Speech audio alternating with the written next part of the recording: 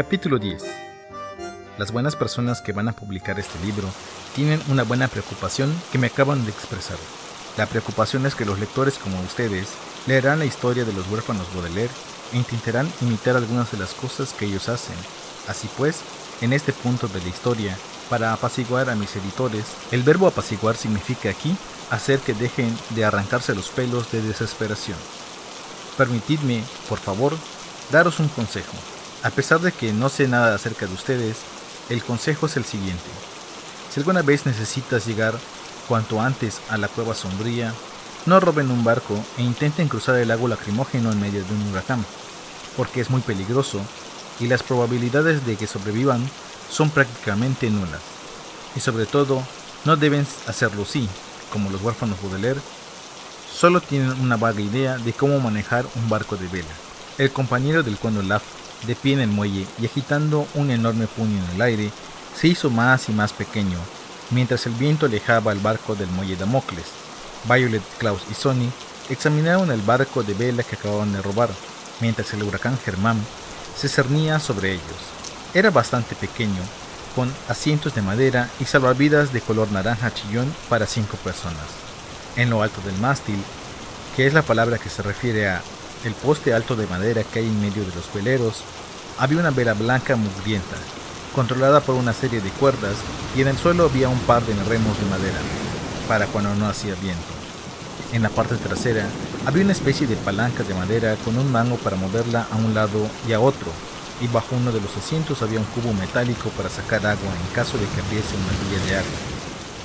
También había un palo largo con una red de pesca al final, una pequeña caña de pesca con un afilado anzuelo y un catalejo oxidado, que es una especie de telescopio que se utiliza en la navegación.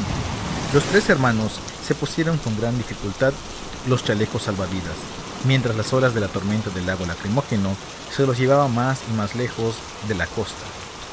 Leí un libro acerca de cómo manejar un barco de vela, gritó Klaus por encima del estruendo del huracán. Tenemos que orientar la vela para que le dé el viento, entonces el viento nos llevará donde queramos. Y la palanca se llama caña, gritó Violet. Lo recuerdo de cuando subió unos palos navales.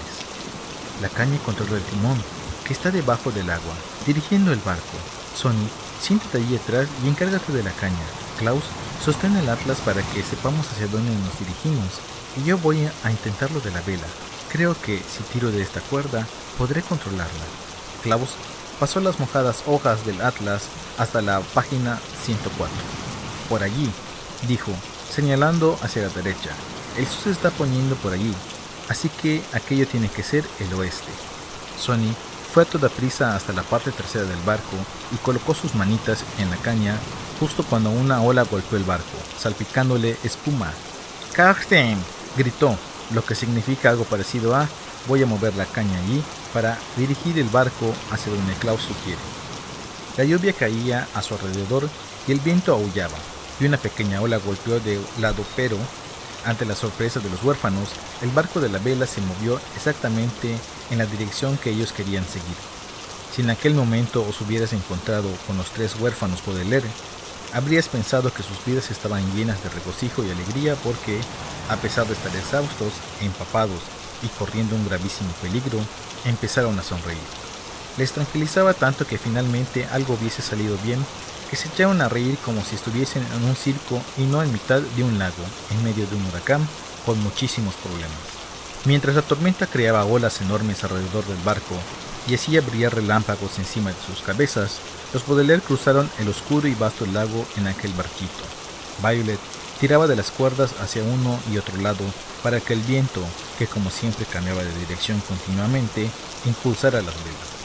Klaus observaba atentamente el atlas y se aseguraba de que no fueran en dirección equivocada, hacia el torbellino malvado o los escollos rencorosos. Y Sonny mantenía la dirección del barco, girando la caña cada vez que Violet se lo indicaba.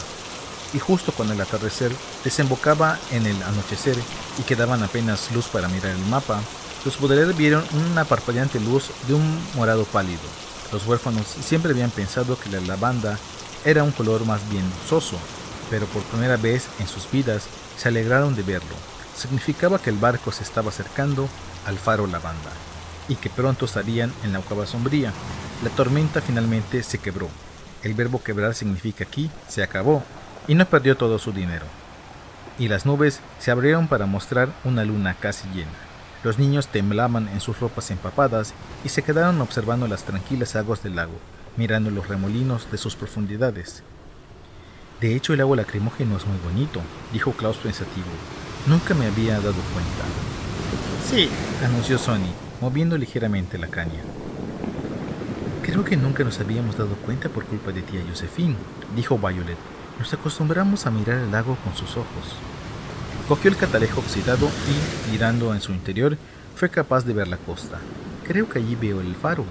Hay un agujero oscuro en el acantilado, justo al lado. Debe de ser la entrada de la cueva sombría. En efecto, cuando el barco se acercó más y más, los niños pudieron distinguir con claridad el faro lavanda y la entrada de la cueva que estaba al lado, pero cuando miraron en el interior de esta, no vieron ninguna señal de tía Josephine o de cualquier otra de interés. Unas rocas empezaron a arañar la quilla del barco, lo que significaba que se encontraban en aguas muy bajas, y Violet saltó para arrastrar el barco hasta la escarpada costa. Klaus y Sonny bajaron del barco y se quitaron los chalecos salvavidas. Entonces quedaron inmóviles y nerviosos ante la entrada de la cueva sombría. Delante de la cueva había un cartel que decía que estaba en venta y los huérfanos no pudieron imaginar quién querría comprar un lugar tan fantasmagórico. La palabra fantasmagórico significa aquí todas las palabras extrañas y que dan miedo. La entrada de la cueva tenía rocas en punta por todas partes, como si de los dientes de la boca de un tiburón se tratase. Justo pasada la entrada, los jóvenes pudieron ver extrañas formaciones de rocas blancas, entrelazadas y fundidas, como leche moldeada. El suelo de la cueva era tan pálido y polvoriento como si estuviese hecho de tiza, pero no fue esto lo que hizo que los niños se detuviesen. Fue el sonido que procedía de la cueva. Era un gemido agudo y vacilante, un sonido desesperado y perdido, tan extraño y misterioso como la misma cueva sombría. ¿Qué es ese sonido?, preguntó Violet con ansiedad. Probablemente solo se trata del viento, contestó Klaus. En alguna parte leí que cuando el viento pasa por lugares estrechos, como una cueva, puede producir sonidos extraños. No hay nada de qué asustarse. Los huérfanos no se movieron. El sonido no cesó. Sea lo que sea, me da miedo, dijo Violet. A mí también, dijo Klaus. Jenny, dijo Sonny, y empezó a gatear hacia el interior de la cueva. Es probable que hubiese querido decir algo como: no hemos viajado por el lago lacrimógeno en un barco de vela robado y en medio del volcán Germán para quedarnos aquí parados ante la entrada de la cueva. Y sus hermanos tuvieron que estar de acuerdo con ella y seguirla hasta el interior. El gemido era más fuerte al retumbar en las paredes y en las formaciones rocosas, y los Baudelaire supieron que no se trataba del viento.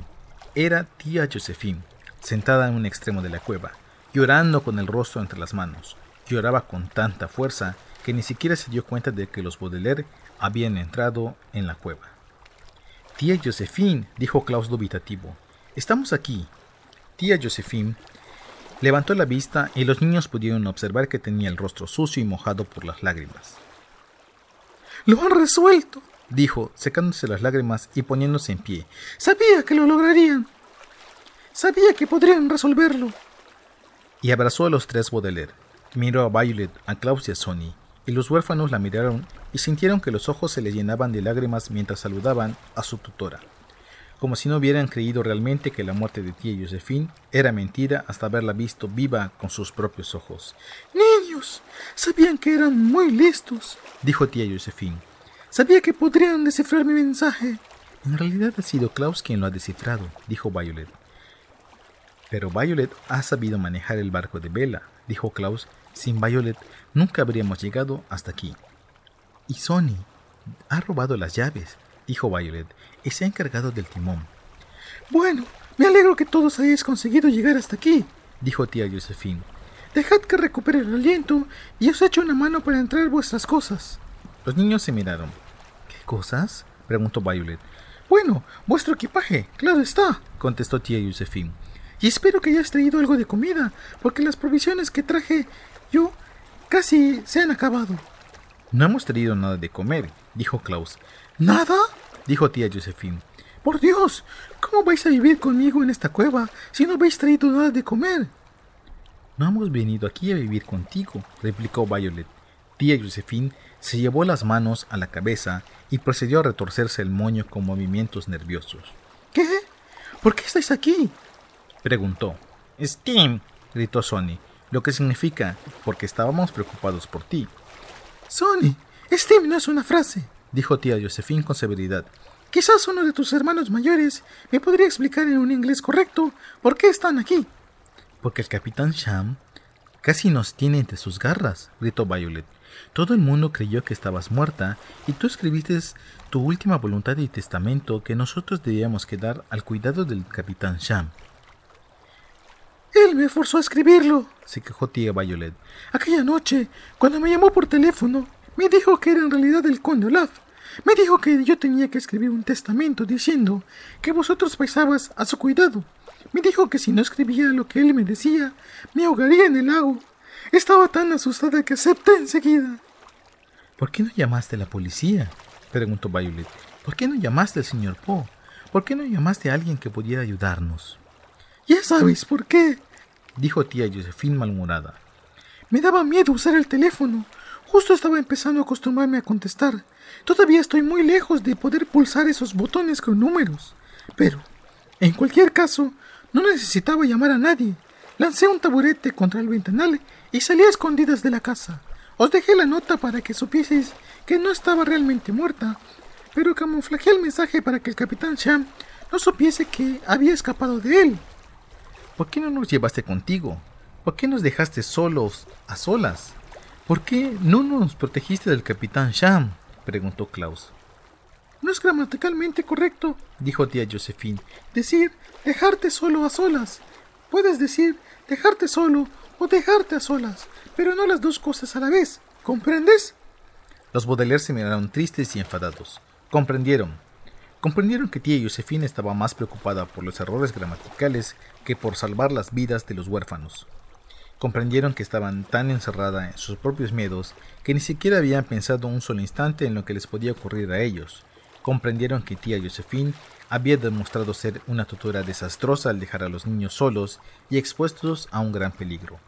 Comprendieron y desearon más que nunca que sus padres, que jamás hubieran huido dejándoles solos, no murieran en aquel terrible incendio que había sido el comienzo de todo el infortunio de la vida de los Baudelaire. Bueno, basta de lecciones de gramática por hoy, dijo tía Josephine. Me alegro que de veros y os invito a que compartáis esta cueva conmigo. Dudo mucho que el capitán Sham nos encuentre aquí. Nosotros no nos quedaremos aquí, dijo Violet impaciente. Vamos a regresar al pueblo con el barco y vamos a llevarte con nosotros. Ni hablar del peluquín, dijo tía Josephine usando la expresión que aquí significa ni hablar, y no tiene nada que ver con un peluquín. Le tengo demasiado miedo al capitán Sham para enfrentarme a él. Después de todo lo que os ha hecho, pensaba que también vosotros le tendríais miedo. Le tenemos miedo, dijo Klaus, pero si demostramos que él es en realidad el conde Olaf, irá a la cárcel, y tú eres la prueba. Si le cuentas lo ocurrido al señor Poe, el conde Olaf irá a prisión y nosotros estaremos a salvo. Vosotros se lo podéis decir si queréis, dijo tía Josephine. Yo me quedo aquí. Él no nos creerá, a menos que tú vengas con nosotros y demuestres que estás viva. Él no nos creerá, a menos que tú vengas con nosotros y demuestres que estás viva, insistió Violet. No, no, no, dijo tía Josephine. Tengo demasiado miedo. Violet respiró hondo y enfrentó a su asustada tutora. Todos tenemos miedo, dijo con firmeza. Nosotros tuvimos miedo cuando nos encontramos con el capitán Sham en la tienda. Tuvimos miedo cuando creímos que te habías tirado por la ventana. Tuvimos miedo al provocarnos reacciones alérgicas. Hemos tenido miedo al robar un barco y hemos tenido miedo al cruzar este lago en medio de un huracán. Pero eso no nos ha detenido. Los ojos de tía Josephine se inundaron de lágrimas. No puedo evitar que seáis más valientes que yo, dijo. No voy a cruzar el lago. No voy a hacer ninguna llamada. Me voy a quedar aquí el resto de mi vida y nada de lo que digas me hará cambiar de opinión. Klaus dio un paso adelante y jugó un as que se había guardado en la manga. Frase que aquí significa, dijo algo muy convincente que había guardado para el final. La cueva sombría, dijo, está en venta. ¿Y qué? dijo tía Josephine. Eso significa, dijo Klaus, que en no mucho tiempo vendrá gente a verla, y algunas de esas personas, y aquí hizo una pausa dramática, serán corredores de fincas. Tía Josephine quedó boquiabierta y los huérfanos pudieron ver cómo su pálida garganta tragaba saliva. De acuerdo, dijo finalmente. Miraba ansiosa por la cueva como si ya hubiese un corredor de fincas escondido en las sombras. ¡Iré!